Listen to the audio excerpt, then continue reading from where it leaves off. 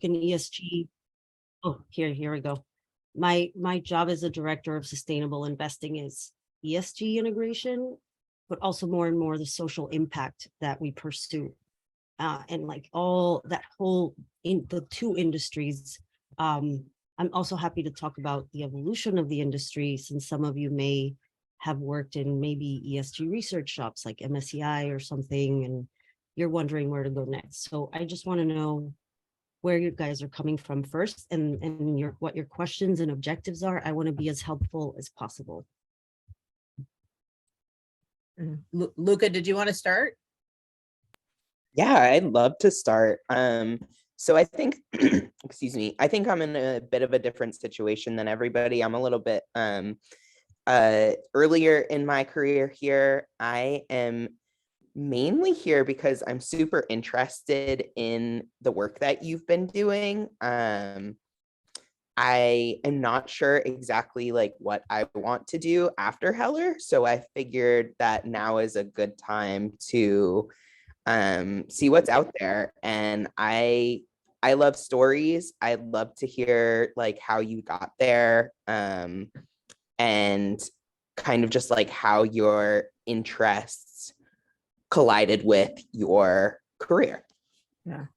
So and if I can just really quickly, if folks could say the degree program, because I get the sense that Marcela is curious about that. So Luca is one of our social impact MBA graduate students. That's so cool, Luca. Yes, this is not the only time, hopefully, that we'll be in touch. I'm so happy that you're thinking about how you can have a social impact. Okay, I think I'd like to go next. Yeah. And you can Okay, then so popcorn it over, Rich Love, to whoever you can pick, and we can go there. okay, sure. Okay, so yeah, like I'm Rich Love. I'm currently taking the MS Global Health, and I have a medical background. However, I wanted to switch into a bit of policy making, and I found myself being more interested in analyzing data as well when I came. And I'm also, I mean, Luca, you are not alone. I'm actually also trying to have the switch. So I don't know exactly where I fit now. So I'm sort of in an exploratory phase at this to see what strikes me the most. At the same time, I'm also hunting because I have like a very limited time. I complete in May. So it's a little bit of both worlds, especially the searching part.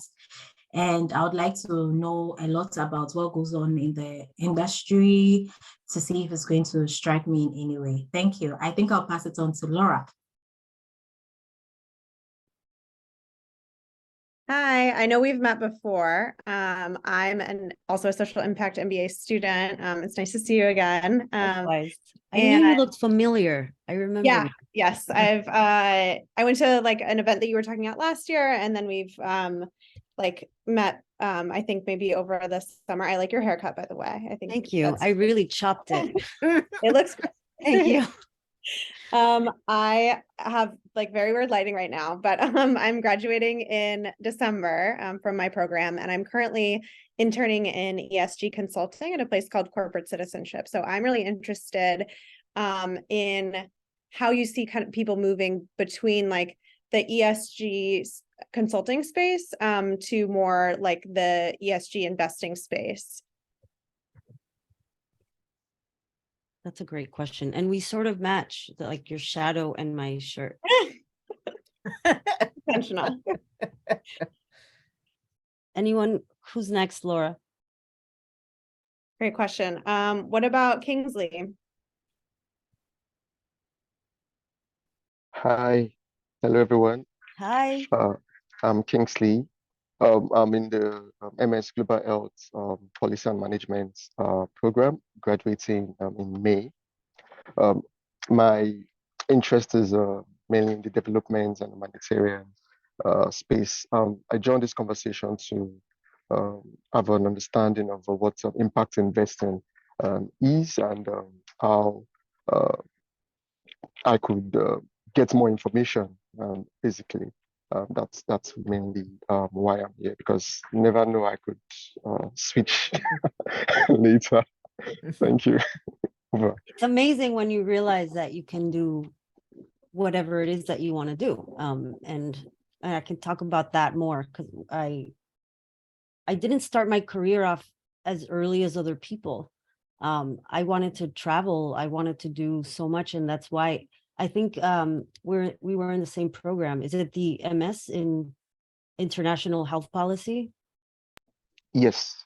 I did that one, well, as you saw, and I also did the MBA because I realized, wow, there's this whole world of sustainable development that can, well, number one, I decided to stay local because I met my then partner, and the MS in International Health Policy and Management was partly my passion for traveling and getting to know local healthcare settings. It was a completely different direction, but I had to make a choice, and I made that choice. And it was more based on traveling versus putting down roots, and I chose the roots. But that was a great class, and thank you for introducing yourself, and I'm glad you switched. Did you have a question specifically? You just are kind of looking. Yeah, just looking, no questions for now. Yeah. Okay. Do you want to throw it to Sarah?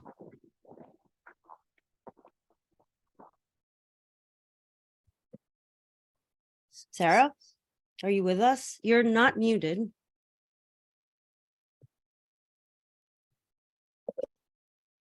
No, we No. can't. Mm-mm. Okay, can you hear me now? Yes. Yeah. Okay, I apologize. There's work being done on my house at the moment. And so I'm not sure how great my internet is going to be, but I wanted to pop it if I could. I'm a first year MPP student. I, like you, have this is kind of I'm going back to school again later in life. I did a lot of traveling as well. Lived and worked in Zurich, Switzerland. I have a background in finance.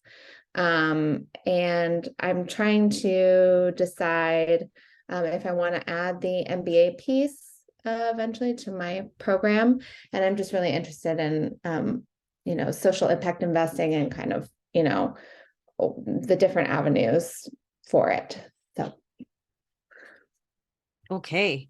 Background. I'm sorry. No, this is great.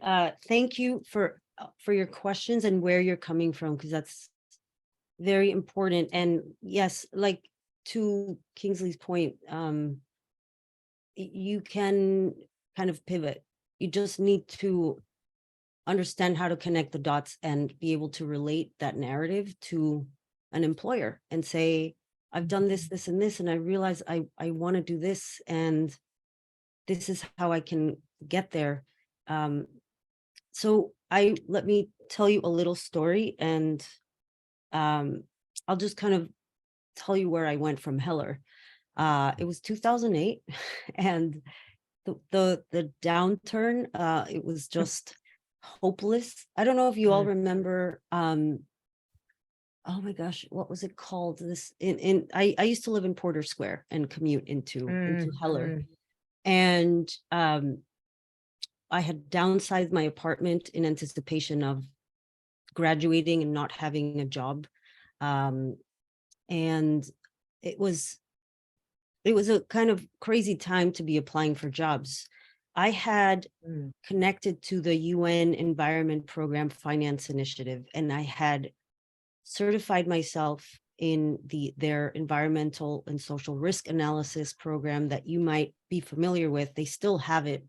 And that's for how banks learn how to integrate ESG into their lending and financing. What I do is integrate ESG into selecting stocks for our portfolios. And I didn't go down the sustainable finance route. I think it's super interesting area, and I'm happy to send resources on that in every one of these areas. But I went in a slightly different direction with the internship because it led me to a lot of connections, but I completely knew no one in my network who knew my potential employer, my first employer, Boston Trust Walden. And when they called me for an interview, I thought, wow, it's now or never, because jobs are not popping up even through my network. So I got the job, and that's where I really cut my teeth at Boston Trust Walden, in the sense that I was introduced to the pioneers of the socially responsible investing industry. And I just went from there. I just spent maybe 5.5 years being a generalist, researching, reading, meeting people.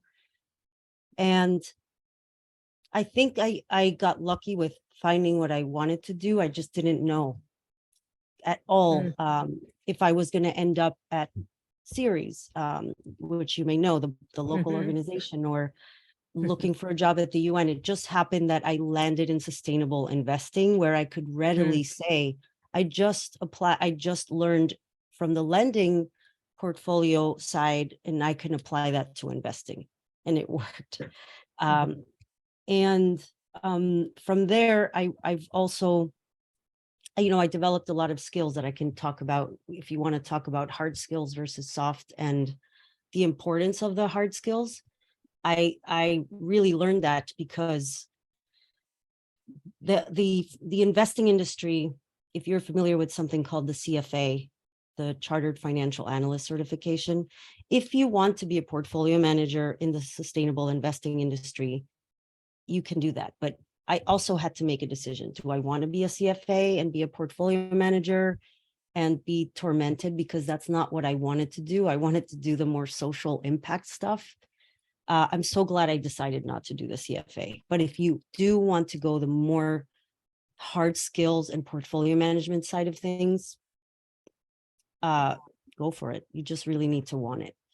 So I got a lot of skills at Boston Trust around portfolio management, but what I really honed my skills in was research, and Heller was really good at that. I wish I had attended more classes, because I learned a lot about how, not so much how to do the research. I remember trying SAS and being very confused. Maybe you guys are using it, but I got really good at interpreting research and pulling together research and putting together a picture. And that's what you need to do in this work. Is there's one sustainable development issue and another sustainable development issue, and here's how they're interconnected. And that's where I think the industry is going. So anyway, Boston Trust, Mercy Investments is where I got to hone my shareholder advocacy chops.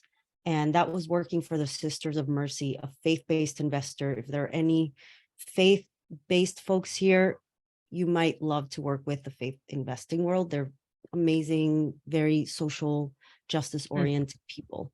And that's where I learned all about very sophisticated screening, which you all might be familiar with in the investment process, screening out tobacco, weapons, alcohol, depending on what the client wanted. In this case, a faith-based investor. That was a skill I learned there. And I took that to CBIS, where I moved here to New York. And I was also a director there. There was a time, and Laura or Sarah, you asked about Laura, sustainability consulting. I decided to leave CBIS and sort of do my own thing. I'm happy to share more on how that went. It was a huge learning experience for me to make myself marketable and have to sit down and have your narrative, have your story, and what you have to offer very upfront, and be prepared to not hear from folks or hear from unexpected sources. I did all of that, and I'm so happy I did, because it was a time when I really wanted to see if I could do it. And whatever you're doing right now, Laura, yes, it can translate into ESG, because you just need to see what are the issues that you're working on and then just go very deep into it. And I'm happy to make those connections. But that's in a nutshell in a, like, to meet where I am now, what I did. I was in a few firms. I decided to do consulting on my own. And then I decided, I found the right job, which was BSR. And I forgot I worked at BSR. And then I came to Zevin Asset Management. So it was not a straight line where I thought I could stay in one place and grow. That is still possible, but the way I see it in this job market, you need to think about yourself and what your next move is going to be.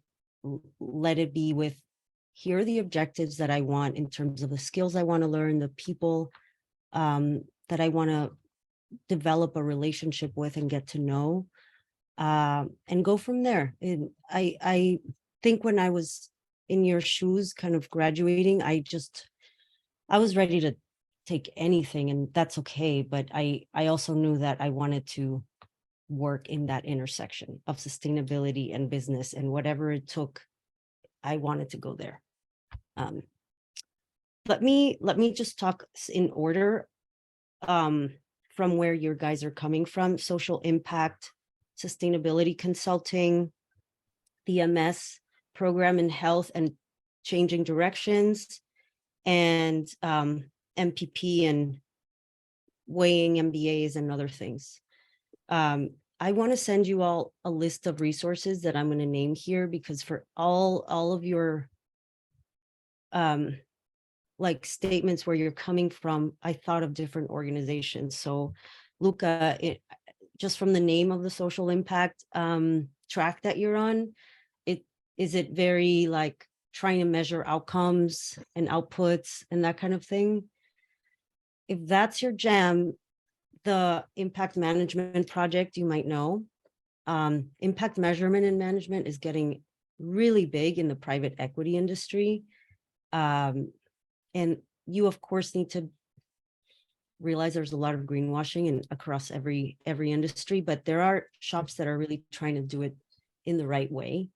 And I would say, if you're interested in impact investing instead, or PE, what I have seen is incredible crossovers from like Echoing Green to private equity, because it's folks that are fellows or have a deep expertise in climate or data in general, like impact IMM in general.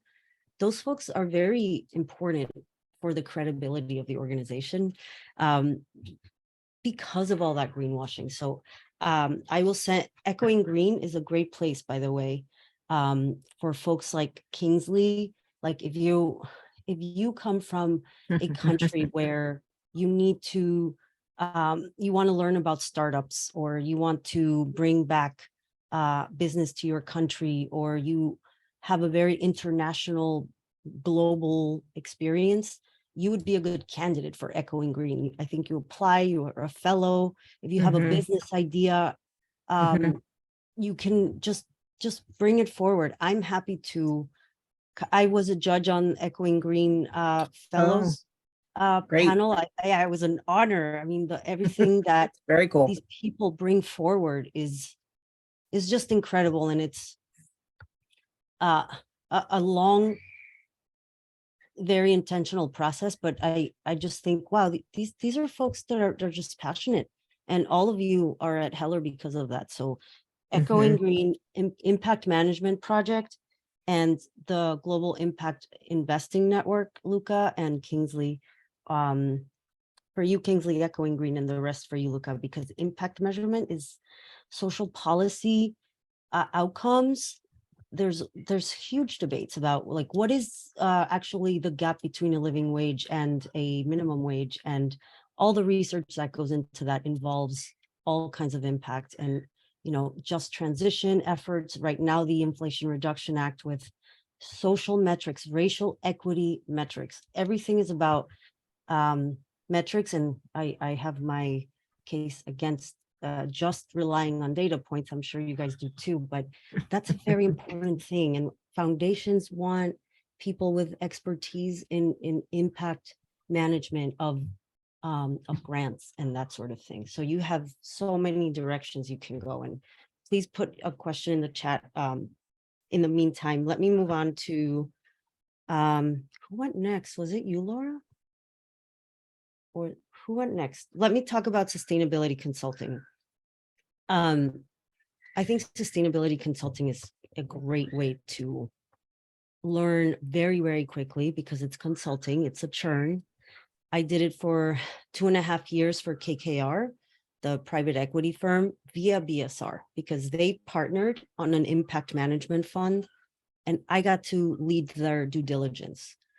Again, my story was ESG integration. You apply to one asset class, you can apply it to this asset class, and it was a great learning place. I'm sure, Laura, you know folks at BSR.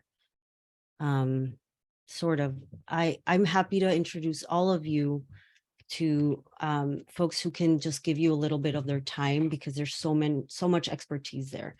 And I think, yes, I have also seen, talking about inter-industry movements, they've sustainability consulting colleagues at BSR have gone to BlackRock, Google, Amazon. They've gone the corporate route. They've gone the more traditional Ernst & Young route. Believe it or not, those big four shops love to hire BSR folks because it's not marketing. They have been doing it for a long time, and these big shops want to earn that credibility again. So I would say you have a huge chance of setting yourself up for that. It just depends on where you want to go. Like, do you want to work very hard and be owned by a company, or do you want to work at a nonprofit and have all of the white space that you want? I mean, it just really depends. There are trade-offs that I have made and that everybody needs to make. The MS in health and the pivot, Kingsley, and I think Rich Love, you were also talking about that. Like I said, I made the decision to move to the MBA because I realized, wow, I majored in neuropsychology. I did a psychology degree with a focus in neuropsychology because I wanted to do research. But that didn't really pan out, and that's a whole story for that. But the interest in research has always been there, but I didn't have any finance skills. Statistics maybe, but not economics or finance. So the MBA was the best thing I could have done for myself, credential wise. And it is very good to have that on your resume, and to have that under your belt. I mean, even if I don't look at balance sheets every single day, I know how to look at a 10K. And it's not as intimidating to be in investment meetings where you are familiar with the terms and you can have a conversation. So I 100% think, depending on what you want to do, if you want those hard skills, go for the MBA. It's everything that Heller does is more and more infused with the social justice aspects. I just wish I went to Heller now again to like really experience your program, which I'm sure has grown so much. And finally, Sarah, the MPP, I think having like knowing about public policy, I'm not sure where you're concentrating, but we rely on folks who do policy research so much, whether it's state level policy work on renewable energy or healthcare, or like policies on voting rights, like you name it, we rely on folks to inform us about what is going on so that we can advocate on those issues. So we rely on those experts. And tell me more, like your background is in finance, that's great, but are you interested in climate? Because climate finance or impact investing also, I mean, there's really, you name it, everything is climate mitigation and adaptation. So just tell me more so I can be more specific. Yeah, I'm very interested in voting rights, so I'm glad you brought that up. I have a background in finance, but it's really related to the legal field. I was a paralegal for 10 years, and I worked in tax and finance and also immigration. I kind of worked all over the place because that's happens when you move around a lot. Yeah. And so, yeah, but I'm really wanting to focus in on voting rights as much as possible in my master's. Okay. Do you have contacts at organizations, or do you have examples of organizations where you would really like to work yet? I'm looking at doing an internship with Vote Mama, potentially. Vote Mama? That's so cool. Vote Yeah. Mama. But I'm really interested in programs like Emily's List and things like that promote, putting women into office, training women and putting them into office. Do you know, well, let me write down these resources, because I think I'm very happy to make connections if you know the name of organizations that you think this is the type of place I would like to work at. And you can start there. And, if you're interested in voting rights, Sarah, for example, you could meet folks who do work on lobbying and on political spending, the Center for Political Accountability, or AFSCME, the American, I forget the acronym, but there's folks that are working on exactly what you're interested in. And if you just have a conversation with Bruce Freed, who works at CPA, or go to their website and see if there's any leads there, I'm happy to kind of facilitate that. Well, thank you. I so appreciate you. That's really wonderful. Absolutely. I think we need all the people we can get working in advocacy that have a legal angle, because corporations, when it comes to filing resolutions, do you all know what filing resolutions means? Let me explain it very quick. I would love to give you more detail about what exactly, like the shareholder proposals and ESG integration all actually mean. But in short, every year publicly traded companies have an annual meeting.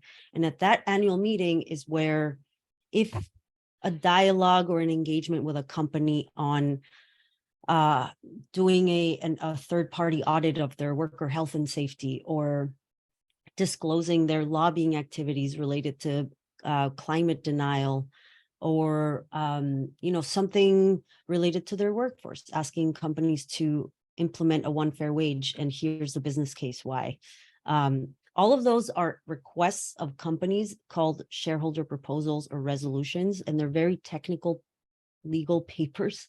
And there's very few lawyers in our industry. There's like some superstars, but these folks keep us aware of legally where are the pain points that we need to be aware of, what is the legal process for filing, and especially what is defensible from a investor side, and a SEC, showing the SEC that asking for a fair wage is a perfectly legitimate ask of a company and they shouldn't block it. So we need folks there. It's activism. I mean, I wouldn't call myself exactly an activist, but we need legal fellows all the time to kind of guide us and help us.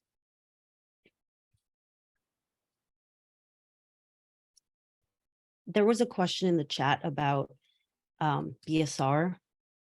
I'll tell you, more like maybe 10 years ago or more, I asked for a coffee. I invited someone from BSR for a coffee. Back then they were in Union Square. I so wanted to work with BSR, but I only had, 4 years or 5 years of experience. And they like to hire folks with maybe a little more experience. But that meeting was the thread that led me to my job, because I, through the person I met who introduced me to someone else, we stayed in touch. And when the opportunity for the opportunity to apply, which is when I was consulting and looking around, I thought, wow, I could do this at BSR. I could do consulting for a couple of years. learn a bunch of skills and then see where I move next, because I really wasn't sure. I just wanted to see if I could do the consulting thing. It was not easy. And BSR had all the resources for me to do my thing and learn about the consulting approach. And it turned out to be a good decision to meet that person for coffee, because then they thought of me. I mean, that person who I met through them thought of me for a role, and I applied and I got it. So, and never burn your bridges because it's very relationship based. People know you on like not just your merits, but are you for real? Are you like, I don't know, are you just looking to climb the ladder? Or are you like really looking to make an impact? And we're all touchy-feely like that in this industry. And data nerds too.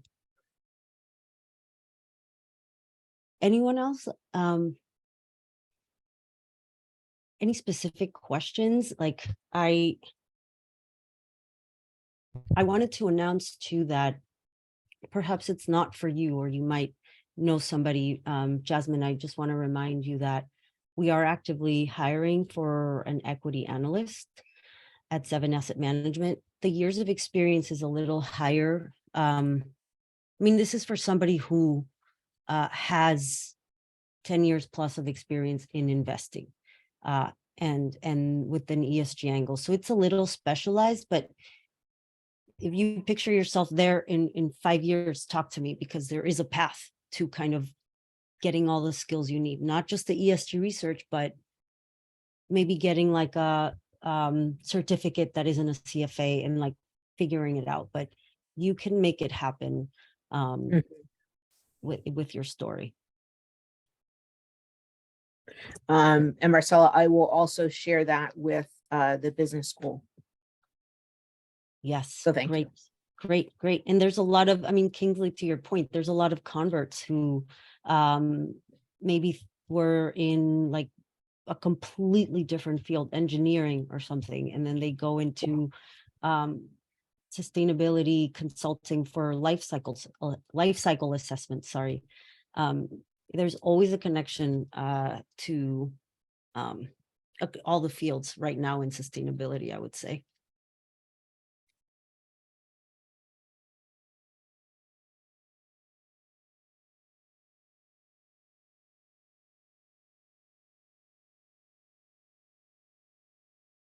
Those are all the points I wrote down. Great. So, Marcela, as you were talking, you peppered the conversation with things that you appreciated or that you learned at Heller through your programs.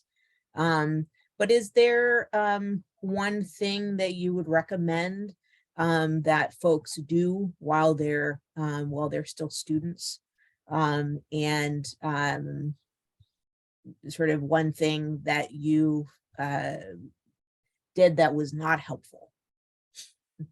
I'll start with the thing that wasn't helpful, which I was so revved up to work that I was putting so much more effort into my internship than like accounting.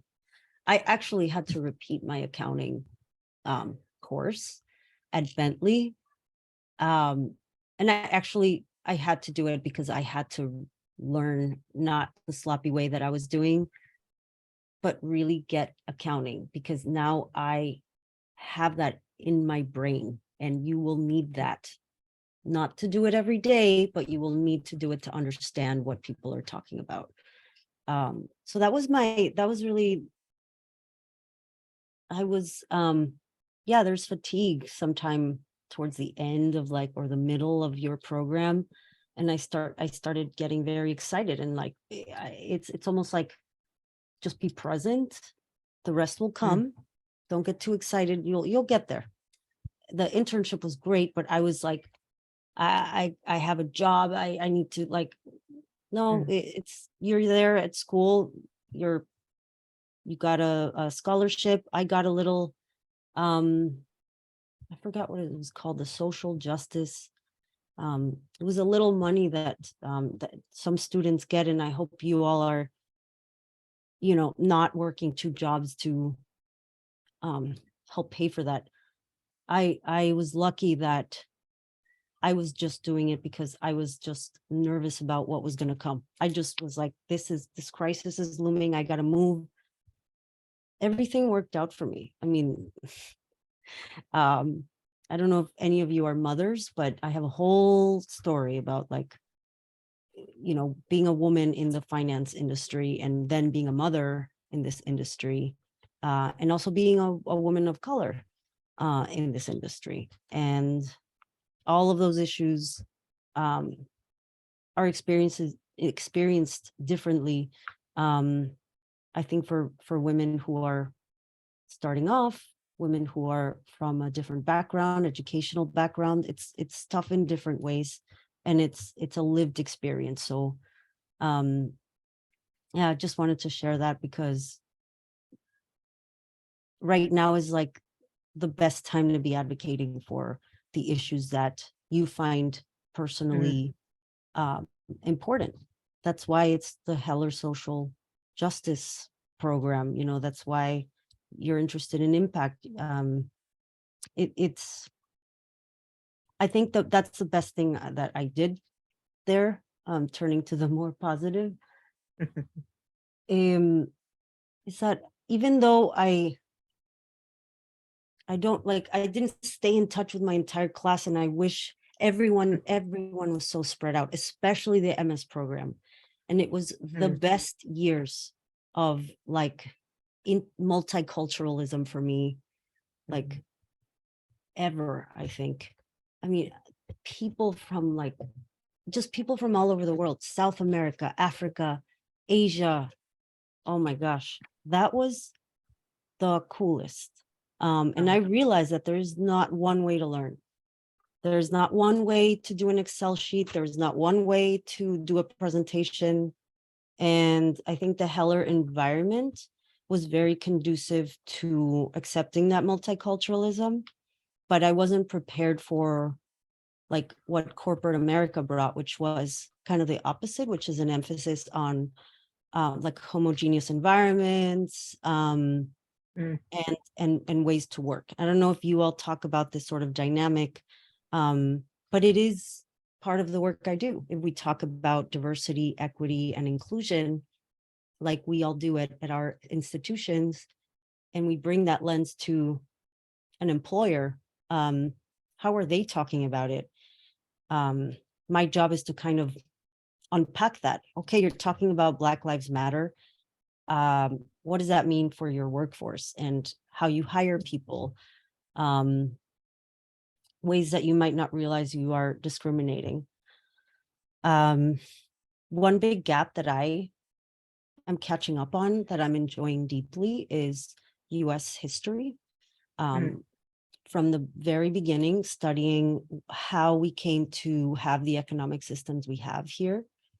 I don't think I learned that at Heller. And I think for foreign folks like myself, like I was born here in New York, but I grew up in Mexico City. I didn't go to high school here. So I think in speaking of my praise for Heller, I also think that the folks who come from outside, it's so hard to understand American culture and especially workplace culture and what we want it to look like. We want an inclusive workforce, and that doesn't mean, this is me talking to a company. It's like, it's not just about hiring Black and brown people and counting women. It's about inclusion of your policies, from health benefits and family planning all the way to paid leave for a new dad or a new mom. I didn't understand all that. It's catching up that is eye-opening to what we're trying to address here, which is social justice issues, the lack of equality, the lack of just equality and reparation. And I have so much learning to share on that, but it is an ongoing kind of learning for all of us. So that's let me come back. Let me bring it back. I love my job for that reason, because it's making me think about, okay, if you guys are going to be working in corporate America and you feel oppressed, it doesn't need to be that way. If we're coming from Heller, going to institutions and really trying to be who you are and make change that way is the place to begin. It begins with you. Let me pause here. You guys, you're letting me I want to hear from you and your questions. I'm just sharing because I'm very happy in my job right now. And I want to make sure that you guys go in with your eyes more open than I did.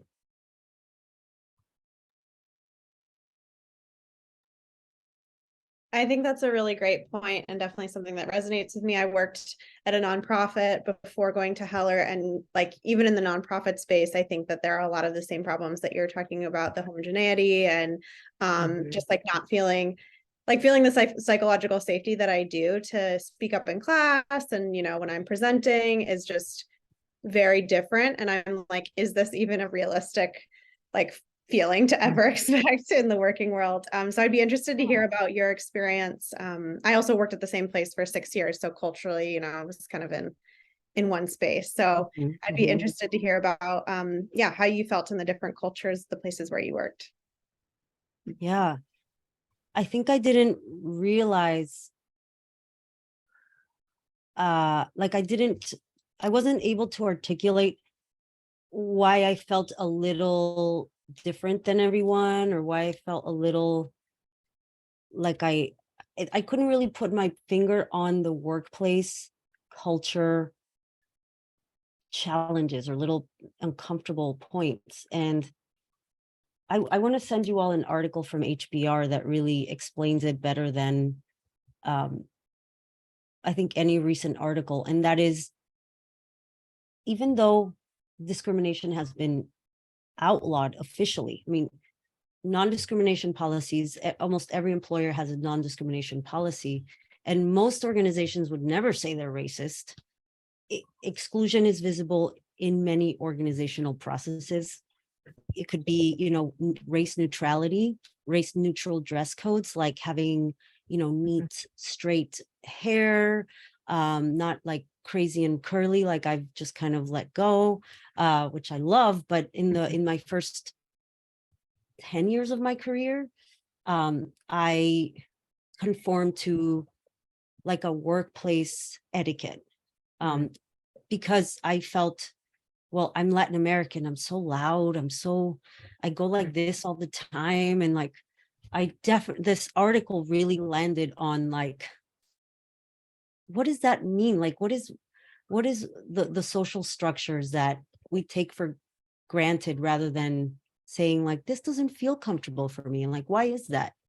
This article will talk about it, and it's called Why So Many Organizations Stay White. I